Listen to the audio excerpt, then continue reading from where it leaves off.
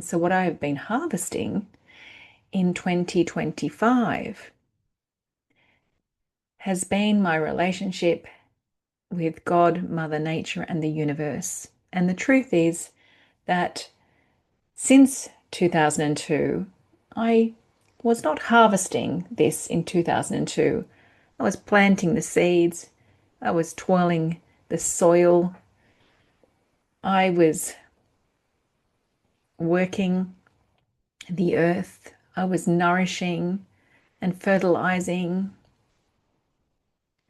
And over the years, what I call my unfathomable, my unreasonable, and my audacious faith has grown in abundance.